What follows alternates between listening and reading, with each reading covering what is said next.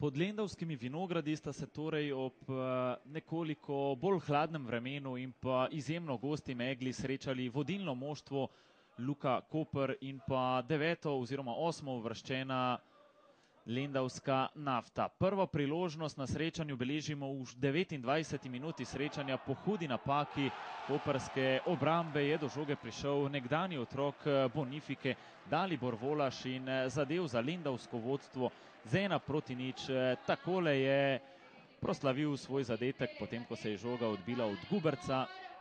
Neodločen je bil tam Kristjan Polovanec, Lendavčani pa so vodili že z 1:0. No, nekaj trenutkov kasneje izjemno lepa priložnost tudi za Koperčane. Takole s podkopanim strelom z lobom je poskušal Amir Karič, vendar kljub dobremu strelu je z vsemi močmi žogo odbil preko vrat Tomaž Murko. Na to še en poizkus Amirja Kariča, tokrat je Murko povsem obstal, vendar sreča ni bila na koprski strani, kajti Amir Karič je zadev prečko. Lendavčani so še naprej vodili, Koperčani pa so stopnjevali svoj pritisk. V drugem polčasu pa najprej napaka koperske obrambe, ki je še enkrat več napravila napako. Volaš je takrat zadev vratnico, no, že samo nekaj trenutkov kasneje pa je Pavlin zapravil priložnost za izenačenje. Tule sta obe akciji. Najprej je Volaš zapravil strel za Lendavčane,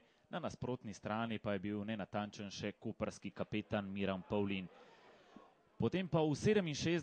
minuti srečanja prosti strel za estonskega reprezentanta Konstantina Vasiljeva. Žoga mimo živega zidu, po tleh, nespreten je bil Admir Suhonič in Lendavčani so se veselili že drugega zadetka. Tako so bili na pragu zmage nad vodilnim moštvom slovenskega državnega prvenstva.